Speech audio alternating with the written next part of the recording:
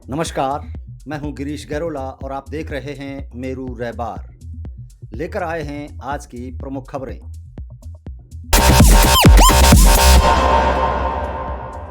हम आपको दे रहे हैं उत्तराखंड के देहरादून जिले से एक सनसनीखेज अपराध की पूरी कहानी। एमबीबीएस की पढ़ाई कर रहे एक डॉक्टर ने अपनी पत्नी के साथ मिलकर एक बुजुर्ग की हत्या कर उसके शव को छोटे छोटे टुकड़ों में काटकर नदी में बहा दिया।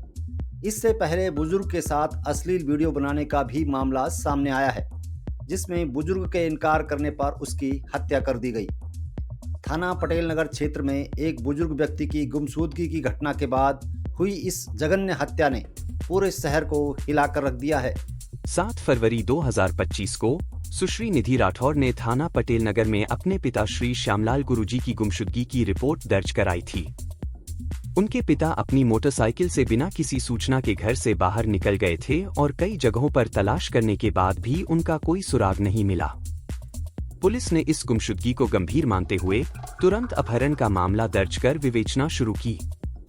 एसएसपी देहरादून ने पुलिस टीम का गठन किया और कई स्थानों पर जांच शुरू की गई।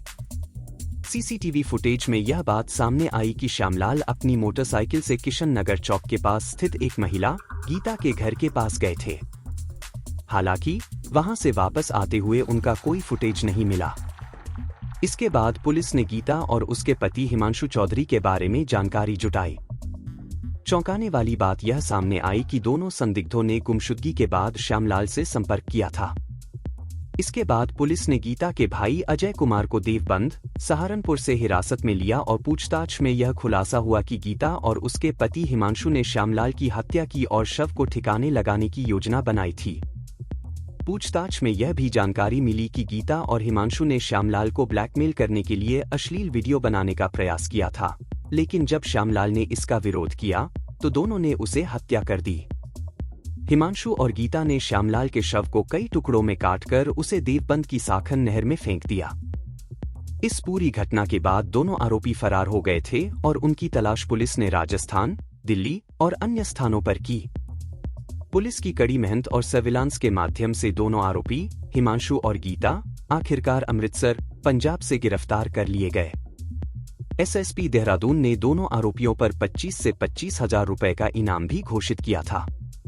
पूछताछ में गीता ने बताया कि श्यामलाल से उसके अवैध संबंध थे और पैसे की तंगी के कारण उसने इस हत्या की साजिश रची थी। इस दौरान उसके पति हिमांशु चौधरी ने भी पूरी मदद की। अजय और धनराज को तो इनके द्वारा बताया गया कि वो गीता के रिश्तेदार हैं और उनके कहने पर वो 3 तारीख को यहाँ पर आए थे, जिसमें 2 तारीख को उनके गीता और हिमांशु द्वारा उनकी हत्या कर दी गई थी और उसकी जो लाश थी वो टुकड़ों में काट कर रखी थी, जिसको वो फेंकने के लिए सहारनपुर नहर के पास फेंक कर आ गए थे। उनकी निशानदेही जानकारी के आधार पर इसके बाद जो है लाश को जो है अलग अलग पार्ट में जो कटी मिली थी कुछ नहर से बरामद कर लिया गया था। इसके बाद 2 अभियुक्तों को गिरफ्तार करके जेल भेज दिया गया था। इसके बाद हमारी पुलिस टीम लगातार गीता और हिमांशु जो उसके प्राइम मास्टरमाइंड थे उनकी तलाश की जा रही थी। कल इनको रात्रि में अमृतसर से जो है वहां से इनको हिरासत में लिया गया और पूछताछ के बाद इनको थाने जब लाया गया यहाँ पर समझ घटनाक्रम का पता चला कि जो गीता थी और उसका हस्बैंड जो है हिमांशु जो एमबीबीएस का 4th ईयर का स्टूडेंट भी था, इसके बाद उनको पैसे की जरूरत थी, फीस भरने के लिए भी थी, साथ ही साथ अन्य खर्चों के लिए भी थी और पूर्व में भी वो कहीं ना कहीं किसी न किसी बहाने जो इसमें अभियुक्ता गीता है उसके द्वारा श्री श्यामलाल जी से विभिन्न तरह से पैसे भी लिए गए थे और एक षड्यंत्र के तहत एक किराए पे कमरा लेकर उनको कहीं अश्लील कुछ बनाने का इनका एक मोटिव था कि अश्लील कोई वीडियो या फोटो बनाने के बाद उनको ब्लैकमेल करके और पैसे लिए जाएंगे। लेकिन श्री श्यामलाल जी द्वारा इसका जब विरोध किया गया तो उन्होंने गला दबाकर उसकी हत्या कर दी और इसके बाद 1 दिन तक उस बॉडी को अपने घर पे रखा और उसको विभिन्न जो औजार होते हैं चाकू वगैरह से विभिन्न पार्ट्स में कहा जाए दोनों हाथ और धड़ को अलग करके और उसको पैक करके जो है अपने रिश्तेदारों के माध्यम से नदी में फेंक दिया गया। इनकी गिरफ्तारी उपरांत इसका मोटिव भी क्लियर हो गया और साथ ही साथ पैसों के लिए ब्लैकमेल करके ये हत्या करने का षड्यंत्र रचा गया था, जिसमें 2 अभियुक्त पहले गिरफ्तार हुए थे। 2 मेन प्राइम अभियुक्त जो है कल गिरफ्तार कर लिए गए। आज इनको माननीय न्यायालय में पेश किया जा रहा है। पुलिस द्वारा दोनों आरोपियों को गिरफ्तार कर लिया गया है और अब पुलिस मामले की गहरी जांच कर रही है।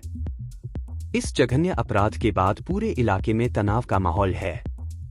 पुलिस टीम में निरीक्षक प्रदीप सिंह राणा, निरीक्षक योगेश दत्त, सी देवेश खुकशाल और कांस्टेबल अरशद जैसे कई अधिकारियों की महत्वपूर्ण भूमिका रही। हमारी ओर से इस मामले में विस्तृत जानकारी आपको जल्द ही दी जाएगी। आप बने रहिए मेरू रैबार न्यूज के साथ। अब तक के लिए इतना ही। जहाँ तक पांडव नृत्य की धन्यवाद। बात